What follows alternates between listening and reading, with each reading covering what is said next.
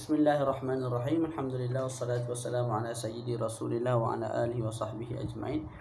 InsyaAllah hari ini kita akan khatamkan kitab Matan Safinatul Najah dengan perbahasan akhir, iaitu zakat al-fitrah. Perbahasan ini tidak ada dalam matan, cuma kita baca juga tatmiman lil faidah daripada Nailur Raja' yang merupakan syarah kepada Matan Safinatul Najah. Okey, zakat sebelum ini kita sebut ada dua. Pertama, zakat al-mal, zakat harta.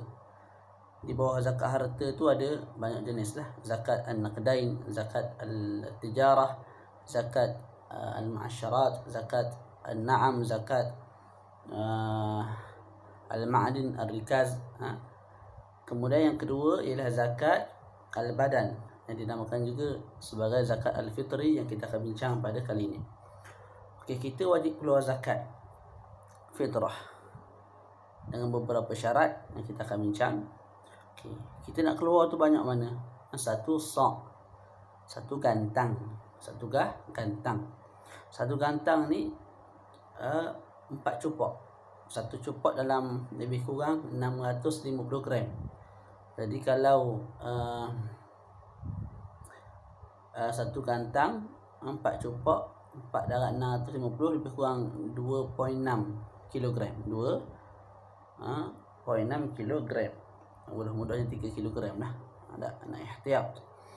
Okey, satu gantang daripada kutil balad yang kita kena keluarkan.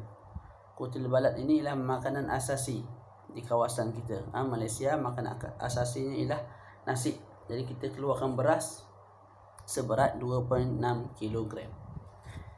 Itu mazhab Syafi'i. Di Malaysia ada fatwa tak, boleh keluarkan guna duit nilai kepada 2.6 kg beras itu. Maka tidak ada masalah untuk kita beramal dengan fatwa itu, walaupun luar daripada mazhab al-Imam Syafi'i radhiyallahu ta'ala anhu. Okey. Zakat fitrah wajib ke atas mereka yang cukup 3 syarat. Yang pertama, Islam. Islam kat sini maknanya orang yang dikeluarkan baginya zakat mesti Islam. Walaupun orang yang keluarkan zakat itu, orang yang membayar zakat itu, orang yang mubashir keluarkan zakat itu seorang yang kafir, tidak ada masalah. Yang penting al-mukhraj anhu seorang muslim. Tak. Okey, saya wajib keluar zakat sebab saya muslim. Tak. Ada orang dia kafir. Tak, tapi dia ada mak ayah yang muslim. Yang mak ayah tu dia kena tanggung nafkahnya. Maka bila kena tanggung nafkah, wajib juga dia tanggung zakat fitrah bagi mak ayah dia. Jadi yang mengeluarkan zakat tu si kafir. Tak, dia tak wajib zakat, tapi wajib zakat ke atas mak ayah dia. Dan dia tu tanggung mak ayah dia, jadi dia kena keluarkan zakat bagi pihak mak ayah dia. Jadi al-Islam, iaitu al-Islam bagi al-mukhraj anhu. Walaupun al-mukhrij bil fi'l itu, al-mubashir itu seorang yang kafir, tidak ada masalah. Selesai. Yang kedua, wa idraku ghurubi akhir yaumin min Ramadan. Itu syarat kedua. Mesti seseorang itu dapat hidup pada akhir bulan Ramadan. Itu dalam kitab Nailur Raja' lah, yang lebih tepat pada akhir bulan Ramadan dan juga pada awal bulan Syawal. Tu. Tak, kita akhir Ramadan itu kita hidup. Bila masuk bulan Syawal tu kita hidup juga. Waktu tu kita wajib zakat fitrah. Wajib zakat fitrah.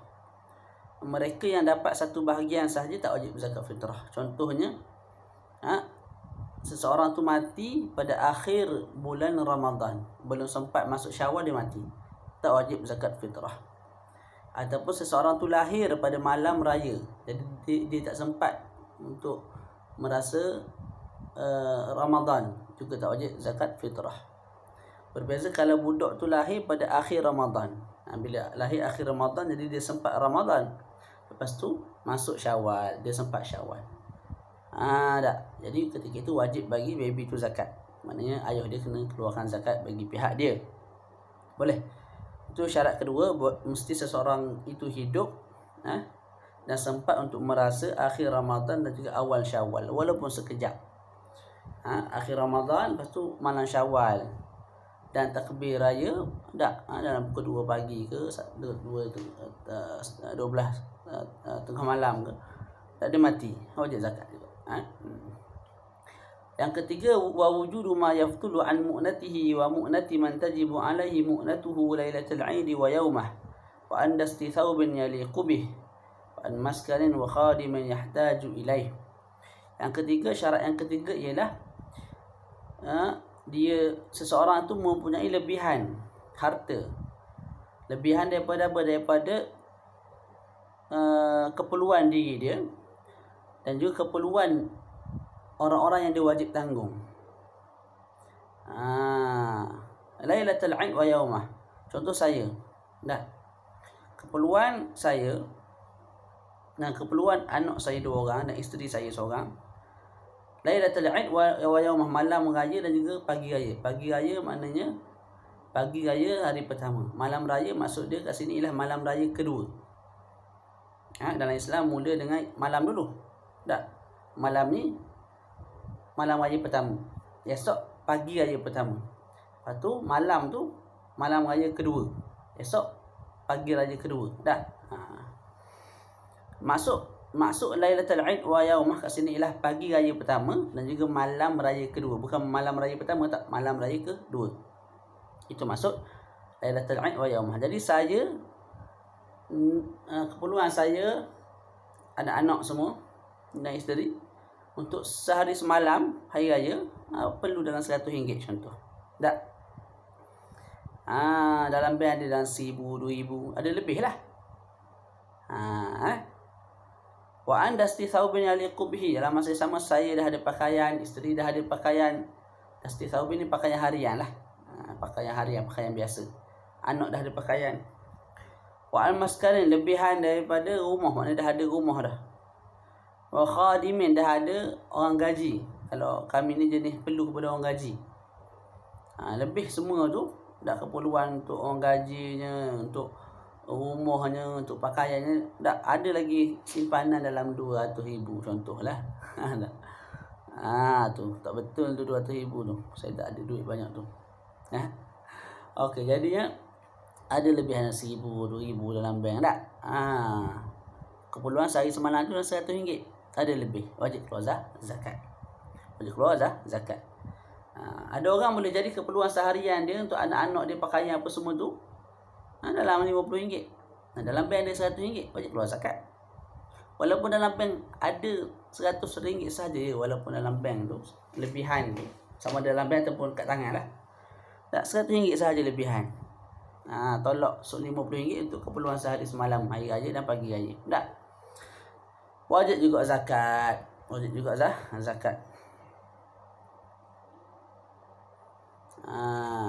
Boleh. Okay.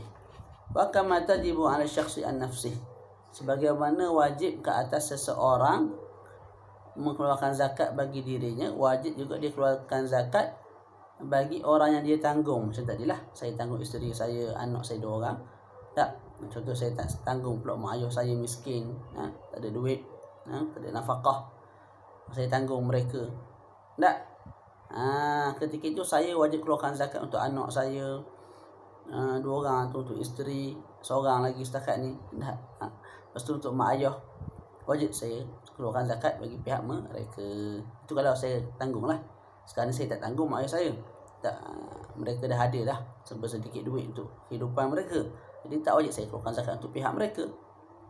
Boleh? Tu. Jadi saya keluarkan zakat untuk anak-anak semua ni. Kita kena keluarkan zakat bagi pihak orang yang kita tak tanggung. Khatimatun fi masarifil zakah. Kemudian dibincangkan tentang asnafuz zakah, duit zakat itu. Tak? Dah kumpul-kumpul ada dalam 10 juta, 20 juta. Siapa kita nak bagi duit tu? Adakah semua orang layak terima zakat? Tidaklah. Kita baca. Tudfa'u zakah ila al-mawjudin min al-asnaf al-thamaniyah al-madhkurati fi qawli ta'ala innama sadaqat ila akhirih. zakat diberikan kepada mereka yang ada daripada asnaf yang 8. Asnaf yang 8 ni kalau ada kena bagi belaka. Kalau ada 3 asnaf saja, 4 asnaf saja, bagi yang ada saja. Ada 5 asnaf, bagi 5 asnaf saja. Tapi kalau ada 88 kena bagi 88 lah. Kena bagilah 88 asnaf. Setiap asnaf tu 3 orang paling kurang. Dari perincian lah, munhasir ataupun ghairu munhasir. Ala kulli hal kita baca. Siapa yang 8 tu? Mengikut ayat Quran disebut lil fuqara. Innama tu orang panggil harf hasrin, huruf hasr. Nak bagi tahu sedekah ini, iaitu zakat ini tak boleh bagi orang lain. Ni je kamu boleh bagi. Ni Allah Ta'ala masuk campur tangan lah bab zakat ni, bahagian duit ni takut bergaduh. Jadi Allah Ta'ala sebut siap-siap dah. Hak ni je hak boleh terima zakat, orang lain tak boleh. Yang pertama lil fuqara. Fuqara jamak kepada fakir. Siapa dia fakir? Siapa dia fakir? Tu. Siapa dia fakir? Siapa dia fakir?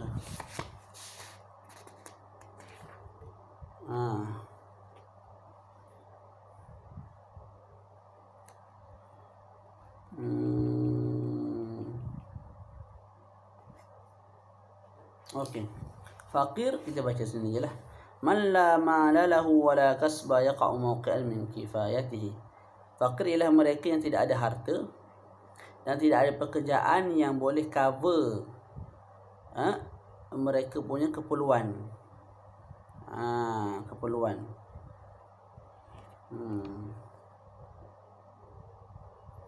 Keperluan harian ke keperluan tahunan.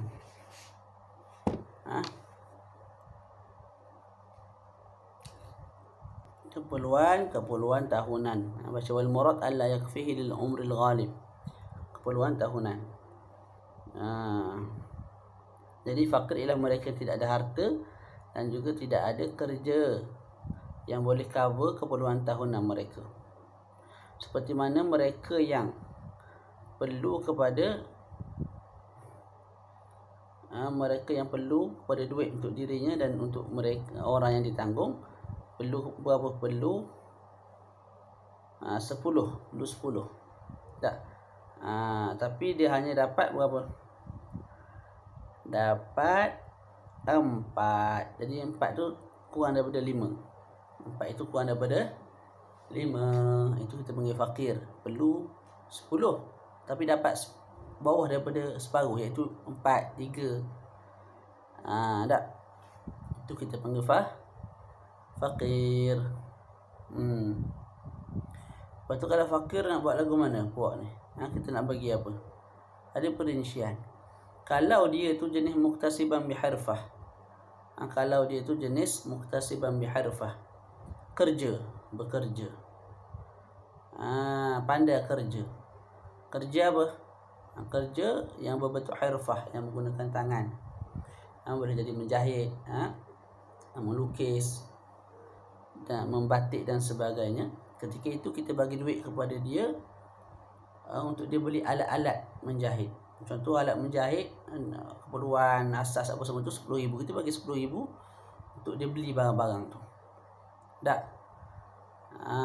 Dan daripada hasil perniagaan tu dia boleh cover kehidupan dia sampai dia mati umur 60 tahun. Tak. Tu maksud dia.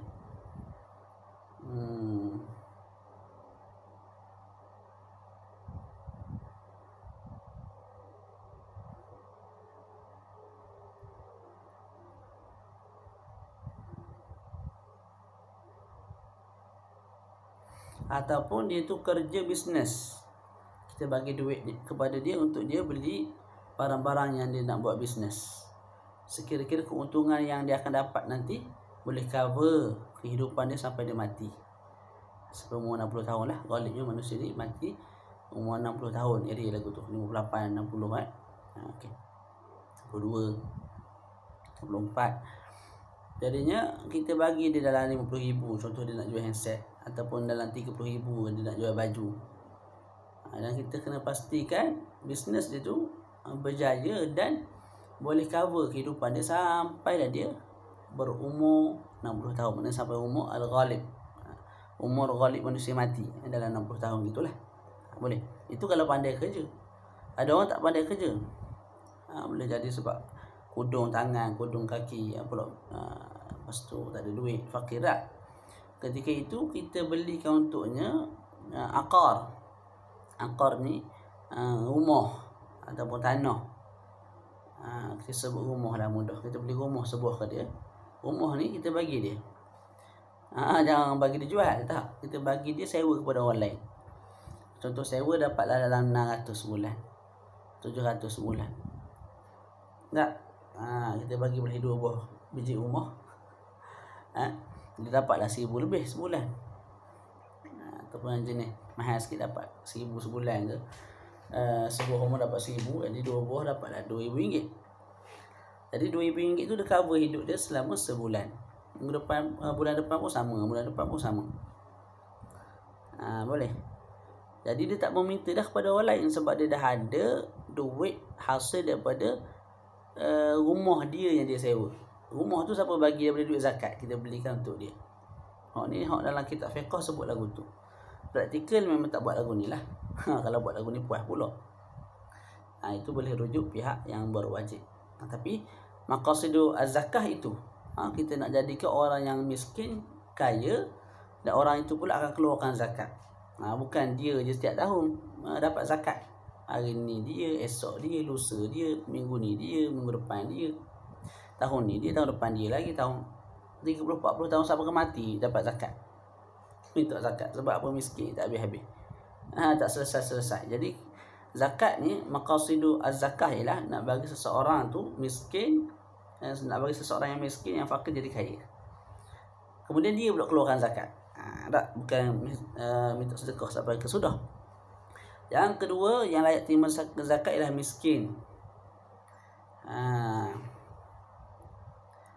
Miskin ni man lahu ma yasuddu masaddan min kifayati wala yakfih. Orang yang ada pitih yang boleh yang boleh cover lah, boleh menutup keperluan dia tapi tidak mencukupi juga. Seperti mana mereka yang perlu untuk cover diri dia dan orang yang ditanggung, isteri, anak, bini dia, tak perlu 10. Tapi dia tak dapat, ataupun dia tidak dapat daripada pekerjaan yang dia buat kecuali 5 dan ke atas. Tak sampai 10, benda 5, 6, 7, 8, 9. Kekal tak cukup keperluan yang dia perlu, iaitu 10. Tak. Orang miskin ni perincian dia macam orang fakir tadi. Ada yang bekerja, sama ada hirfah ataupun tijarah, ataupun tidak bekerja. Perincian macam orang yang fakir. Secara ringkas tak. Wal amilu yang ketiga, wal amilina 'alaiha, orang yang bekerja ke atas zakat tu. Apa amil? Orang yang dilantik oleh pemimpin untuk urusan zakat, untuk selesaikan, untuk uruskan zakat. Mereka nak dapat duit zakat sebagai upah mesti tak dapat gaji. Mana tak ada gaji yang ditetapkan bagi mereka. Contoh haji mentua saja, amil zakat. Tak ada gaji yang ditetapkan oleh pihak kerajaan. Kerajaan negeri tetapkan, jabatan agama, nah ni kamu RM2,000 buat kerja. Waktu tu tak boleh ambil duit zakat dah. Tak. Kalau tak dapat gaji, tak ada ketentuan gaji, barulah boleh ambil daripada duit zakat. Itu orang yang sa'i. Sa'i tu orang yang ambil zakat tu lah, yang terima duit tu. Muslim. Yang lain tak ada masalah. Kalau kafir sekalipun, orang yang menulis tentang zakat, hak ni bagi, hak ni tak bagi lagi, nombor IC apa semua tu dalam komputer, catat, tak, simpan maklumat. Orang yang menimbang zakat dan sebagainya. Itu kita panggil amil. Mereka ni kalau tak dapat gaji daripada pihak berwajib, pihak kerajaan, mereka akan diberi gaji mengikut, mereka akan diberi duit mengikut kerja mereka. Ya Allah. Tak. Contohnya kerja lagu tu kalau buat dekat luar, menimbang, menulis, catat dalam komputer. Kalau kerja kat syarikat luar boleh dah dapat RM2,000. Maka kita bagi dia RM2,000 daripada duit zakat. Daripada duit zakat. Kalau jenis menimbang, nak menimbang benda-benda berat, menyusun barang-barang zakat, agihan zakat ni. Kalau kat luar dapatlah ujrah misal seumpama 1,500, maka kita bagi 1,500. Begitu. Boleh. Wal muallafati qulubuhum. Kemudian golongan yang keempat yang boleh terima zakat, sebelum kita lupa kita beritahu, zakat fitrah boleh kita bagi hanya kepada fakir dan miskin. Zakat-zakat lain boleh kita bagi kepada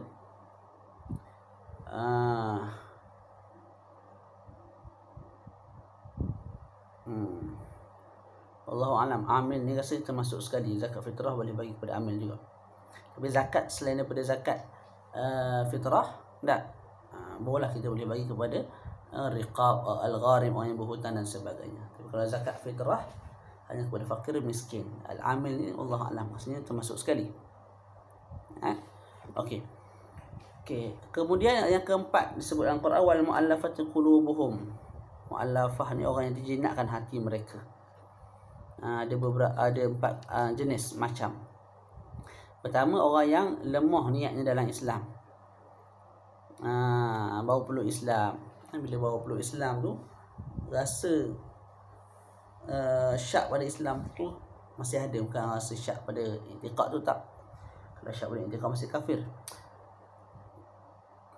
Apa tu kita panggil Allah fa'uni fil Islam ni,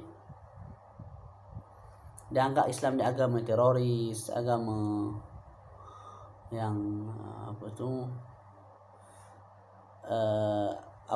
pandangan buruk dia mengenai Islam tu masih wujud dalam kepala dia walaupun dia dah peluk Islam. Jadi niat dia dalam Islam tu lemah. Waktu tu kita bagi duit nak tunjuk Islam ni baik, orang masuk Islam kita bagi duit, kita bantu. Akhir sekali pandangan buruk dia kepada Islam hilang. Au fi ahli, ataupun pandangan buruk dia kepada orang Islam. Dia tengok orang Islam ni jahat, mencuri. Nampak macam bengih. Nampak macam apa lagi, perangai-perangai buruk lah dia tengok daripada orang Islam. Tak nak berkawan dengan dia contohnya. Jadi kita bagi duit supaya dia rasa lega, duduk bersama orang Islam. Boleh bagi daripada duit zakat. Itu yang pertama, dha'afa'uni fil Islam au fi ahlihi. Yang kedua, wal asyraf fi qaumihim al mutawaqqa'u bi i'ta'ihim islamu amsalihim. Orang yang mulia, ketua-ketua yang masuk Islam, ketua satu kaum, ketua satu kumpulan, ketua kampung, ketua bandar, ikutlah. Kita bagi ketua tu, tak, anak-anak buah tengok, lah masuk Islam boleh pitih tak.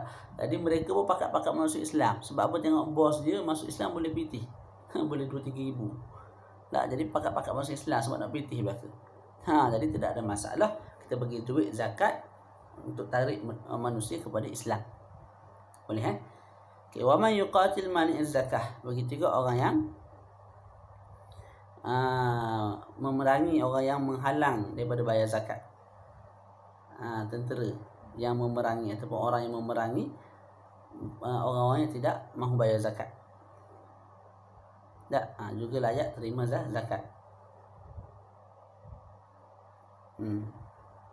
Kemudian yang keempat, wa man yuqatil man yalihi min al-kufar wal bughah. Orang Islam yang berperang membunuh kaum kufar dan juga bughah yang memerangi mereka, juga layak terima zakat. Dianggap sebagai al-mu'allafatu qulubuhum. Cumanya yang ketiga, yang keempat, iaitu orang yang memerangi orang yang tak nak bayar zakat, dan juga orang yang memerangi orang kafir dan orang buruh yang memerangi dia, itu dapat zakat kalau beri mereka zakat dan suruh mereka defend negara, ataupun pergi perangi orang tak nak bayar zakat. Itu lebih mudah daripada kerajaan utuskan satu gerombolan tentera. Maknanya biar puak-puak ni jadi tolong jaga negara. Lebih mudah daripada kita nak pergi hantar tentera apa semua susah. Ketika itu mereka layak terima zakat. Tapi kalau hantar tentera lebih mudah daripada suruh mereka ni tak reti bahasa ataupun tak reti apa-apa tentang peperangan ni, ketika itu mereka tak layak terima zakat lah. Sebab apa? Dihantarnya tentera untuk berkhidmat, tentera umat Islam untuk berkhidmat jaga negara dan memerangi orang yang tak nak bayar zakat. Nak bagi berapa banyak ikutlah pemimpin nak bagi berapa banyak kepada kumpulan-kumpulan ini, dia tidak ada kadar tertentu. Dan seterusnya ar-riqab. Ar-riqab ni ialah al-mukatabun kitabatan sahihatan fayu'tawna ma ajazu anhu mimma yuwaffa dainahum. Ni hamba mukatab, hamba yang ada akad kitabah. Tak? Contoh, saya ada hamba, saya akad kitabah dengan dia, saya beritahu dia, kamu kalau boleh bagi aku RM30,000. Tak, bulan ni akhir bulan kamu bagi RM15,000, akhir bulan depan RM15,000 kamu bebas. Jadi dia pun bekerja bagi RM15,000 untuk bulan ni. Bulan depan bekerja dapat dalam RM14,000, RM13,000, tak cukup RM2,000 lagi. Tak, dia boleh pergi minta zakat RM2,000 lagi, kita bagi dia untuk dia bayar kepada saya dan dia bebas. Tu kita panggil hamba mukatab. Bukan hamba yang ditulis di atas badannya tulisan. Tak. Hamba mukatab tu hamba yang dibuat akad kitabah dengan dia. Kemudian al-gharim, orang yang berhutang. Juga layak terima zakat. Orang yang berhutang macam mana? Orang yang berhutang bukan untuk maksiat. Orang yang berhutang bukan untuk maksiat. Contoh, dia berhutang untuk makan minum dia, tak ada pitih. Tak ada pitih. Kerja tak cukup untuk nafkah anak bini, dia pun berhutang dengan orang tu, dengan orang ni. Akhir sana hutang dalam RM3,000, RM4,000, dia boleh pergi pejabat zakat minta. Tapi hari ni adalah dia punya borang-borang yang perlu diisi, takut ada penipuan tak. Tu. Ataupun untuk maksiat dan bertaubat. Dia berhutang untuk beli rokok, untuk beli dadah, untuk beli apa? Bukan dadah lah, dadah. Maksiat juga. Contoh apa? Beli arak. Tak? Dia beli. Sampai berhutang RM1,000 kat orang. Lepas tu dia bertaubat. Dia boleh pergi pejabat zakat minta RM1,000 untuk bayar hutang. Tu kalau dia tak ada duit lah. Tak, kalau ada duit bayar sendiri kena duit tu. Duit yang dia ada tu. Ketika orang yang berhutang untuk baiki hubungan antara dua golongan, kampung A dengan kampung B bergaduh. Mari Tok Penghulu kata nak ambil RM5,000 hak ni, RM5,000 hak ni, dah tak payah bergaduh. RM5,000 ni kampung sebelah sana bagi kamu. Kamu ni RM5,000 ni kampung sebelah sana bagi kamu. Jadi dua kampung tu jadi baik. Sebab apa? Masing-masing menyangka RM5,000 yang mereka perolehi itu daripada kampung yang satu lagi tu, yang asalnya bergaduh dengan mereka. Ada Tok Ketua cerdik lah, nak bagi dua kampung ni berbaik semula. Jadi Tok Ketua berhutang kat RM10,000, pergi minta dekat pejabat zakat, tidak ada masalah. Walaupun dia kaya, walaupun Tok Penghulu kaya. Baik tak? Jadi Tok Penghulu tu berhutang dengan orang sebanyak RM10,000 sebab nak bagi puak ni RM5,000, puak ni RM5,000, supaya hubungan dua puak tu, dua kumpulan tu kembali baik. Ataupun dua orang, bukan dua kumpulan, ataupun sama ada dua kumpulan ataupun dua orang manusia. Jadi Tok Penghulu tu dalam contoh itu diberi duit walaupun dia kaya. Yang seterusnya sabilullah, orang yang wa fi sabilillah wa ibn sabil. Sabilullah ni ialah tentera yang tidak ada gaji, yang berperang secara sukarela. Mereka diberi hajat, diberi zakat untuk cover hajat mereka dan hajat anak-anak mereka yang ditinggalkan di kampung halaman. Jadi mereka nak pergi perang 2 bulan zaman dulu. Keperluan nak pergi berperang, keperluan duduk di medan perang, keperluan nak balik daripada perang, tak diberi belaka. Keperluan anak-anak kat rumah diberi belaka zakat. Tu boleh.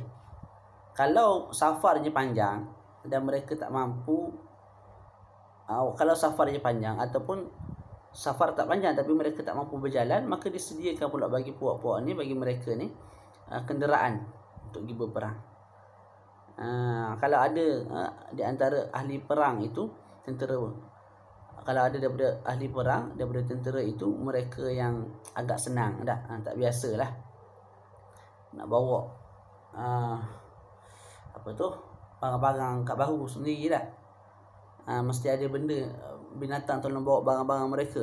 Tak, maka disediakan binatang-binatang, kenderaan-kenderaan untuk bawa barang-barang mereka. Jadi binatang-binatang itu, kenderaan-kenderaan itu dibeli daripada duit zakat lah. Tak. Itu sabilullah yang asalnya begitulah. Tapi hari ini diluaskan makna tu. Itu perbahasan lebih luas lah, kena rujuk kitab lain. Ada kata sabilullah ni, sabilullah, jalan Allah. Dah buat madrasah ke apa semua. Sabilullah. Belajar agama ke? Ada. Tapi yang tepat tak ialah tentera, yang tentera. Yang lain tu ijtihad ulama muasir kita. Yang seterusnya yang terakhir wabnus sabil. Wabnus sabil orang yang dah musafir. Contoh saya dah musafir ke Mesir. Duduk 4 tahun tak ada duit nak balik ke Malaysia.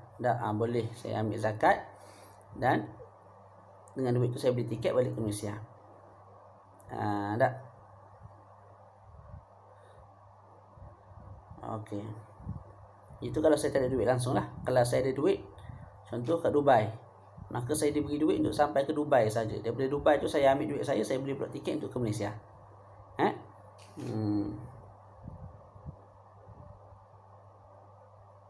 Okey. Lepas tu sepanjang saya perjalanan saya daripada Mesir ke Dubai tu mestilah ada bekal-bekal sikit nak bawa. Makanan-makanan nak sebab sedikit nak makan atas flight. Boleh jadi flight tak cukup makanan ke lagu mana. Perut buncit, perut besar. Dia berilah dalam RM50, RM100 tu makan untuk keperluan asasi. Juga dia beri. Selesai. Okey. Selesai. Kemudian diberi sebut sedikit perbincangan. Wasyaratu kulli min hadhil asnaf.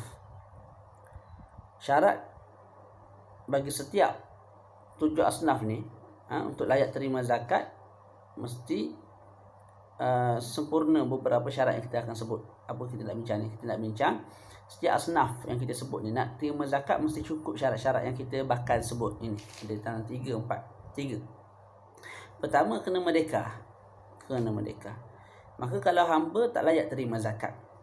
Kalau hamba tak layak terima zakat kecuali hamba mukatab tadi tu. Yang kedua, mesti Islam.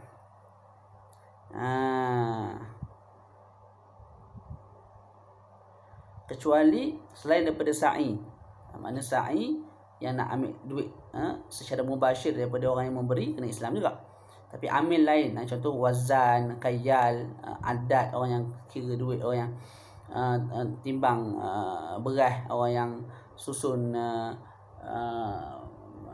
barang zakat, orang yang agihkan barang zakat, itu tidak ada masalah kalau kafir sekalipun. Tapi kalau molek syekh Islam lah, syekh Islam. Tapi kalau nak kafir pun tidak ada masalah. Kemudian bukan Hashimi, bukan Muttalibi, bukan keturunan Nabi lah. Bukan daripada keturunan Bani Hashim dan juga Bani Muttalib. Itu yang muktamad. Cuma ulama banyaklah, kat 70 ulama dah berkata boleh pada hari ini kita bagi zakat kepada Bani Hashim dan Bani Muttalib.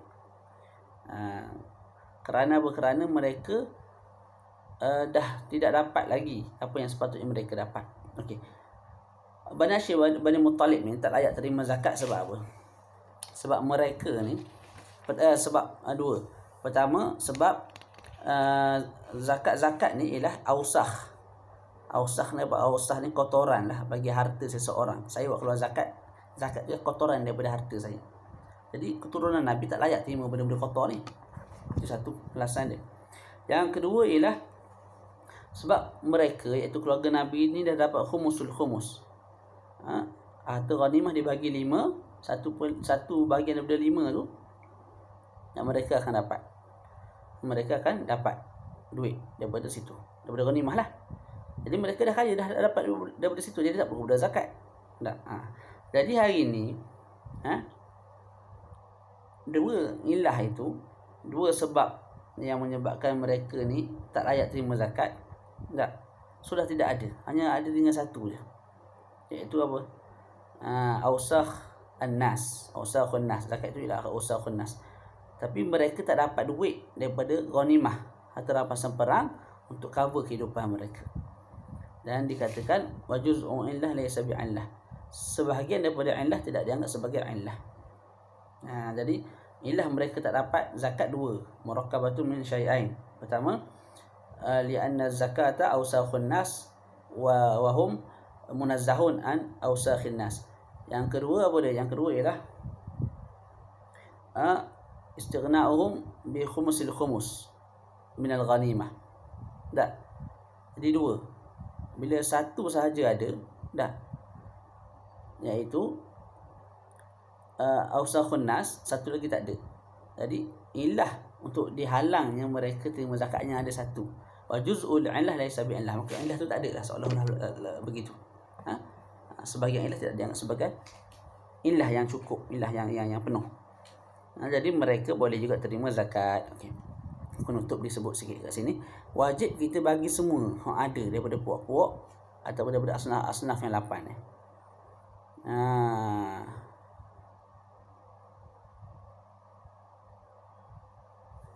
Sekejap. Macam ada kesilapan saya sebut tadi. Saya sebut zakat fitrah hanya boleh diberi kepada fakir miskin. Tak, dalam kitab ini disebut wajib isti'abul mawjudin min hadhil asnaf fi zakah wal fitrah. Wajib kita bagi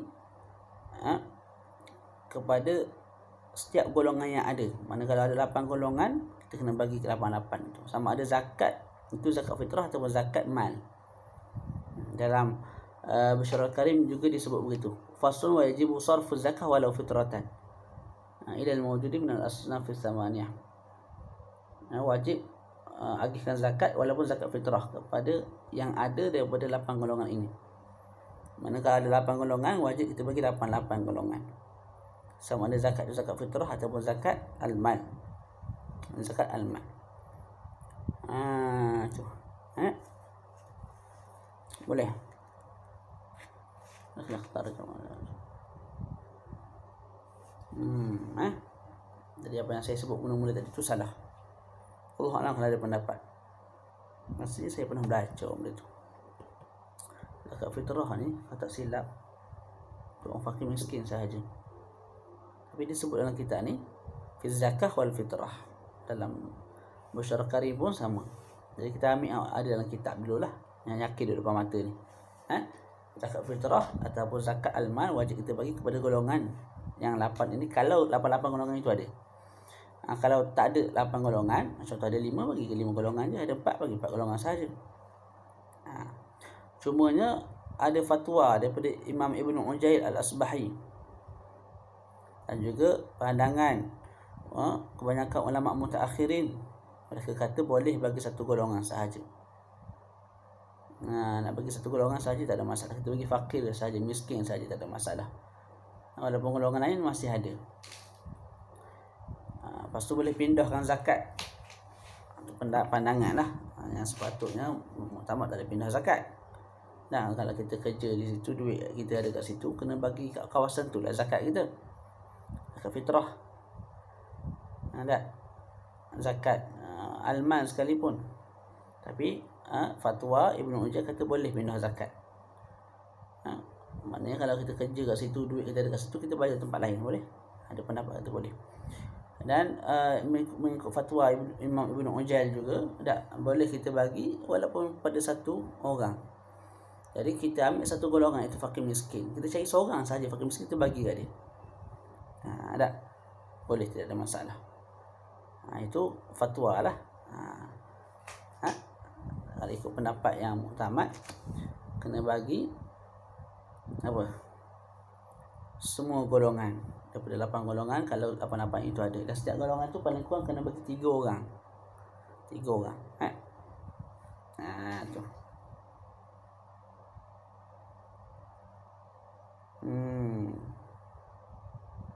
3 orang tu pun kalau cukup lah.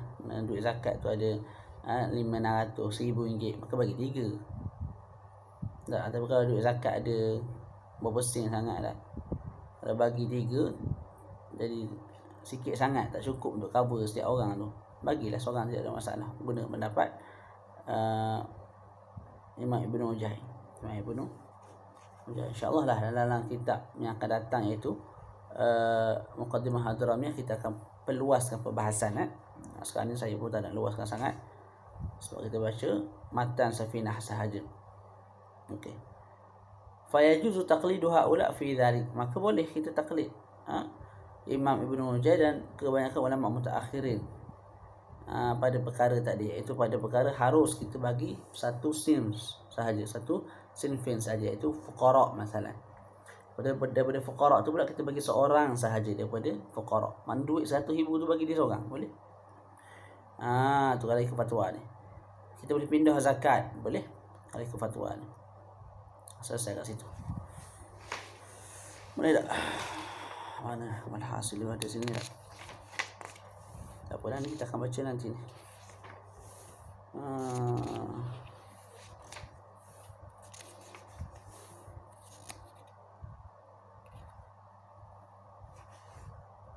Kita baca sikit dalam kitab. بشر الكريم والحاصل أنه يجب تعميم الأصناف والتسوية بينهم مطلقا وتعميم أحد كل صنف إن وفى المال بهم.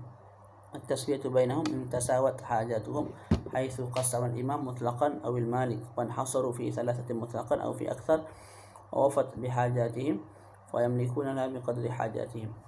Kesimpulan dia ialah, banyak perbahasan ni. Kita baca kesimpulan sini. Wajib ta'mim al-asnaf tadilah, kalau ada 8 bagi 8 golongan. Lepas tu kena taswiyah. Kerana kita ada 8 juta. Setiap golongan tu 1 juta. Setiap golongan 1 juta. Lepas tu kena ta'mim ahadi kulli sinfin, kena bagi. Satu golongan tu ada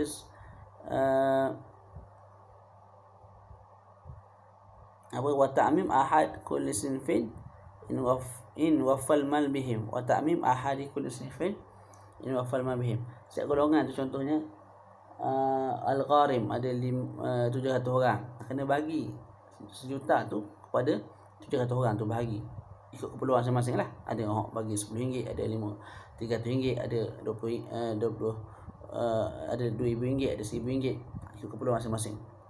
Lepas tu geng-geng fuqara, orang fakir, ada pula orang fakir ada dalam 3,000 orang, maka ber1 juta tu kita bahagi. Dan bahagi setiap orang tu tak mesti sama, ikut keperluan masing-masing lah. Cuma secara asnaf, fakir miskin 1 juta, fakir 1 juta, miskin 1 juta, orang berhutang 1 juta. Tapi setiap orang tu tak sama keperluan mereka, jadi bagi ikut keperluan masing-masing sahaja. Tak, begitu. Wallahu a'lam. InsyaAllah lepas ni kita akan mudzakarah kitab Al-Muqaddimah Al-Hadramiyah, dan rujukan utama saya ialah kitab Busyral Karim. Dan insyaAllah kita rujuk juga lah kitab lain yang bersangkutan, seperti Manhajul Qawim dan hasyiah ke atasnya. Kita tutup majlis kita, iaitu khataman kitab kita dengan bacaan suratul Asr dan tasbih kafarah. Subhanakallahumma wa bihamdika asyhadu an la ilaha illa anta astaghfiruka wa atubu ilaik. Bismillahirrahmanirrahim. Al-'asr innal insana lafi khusr illa alladhina amanu wa amilus salihati wa tawassaw bil haqqi wa tawassaw bis sabr.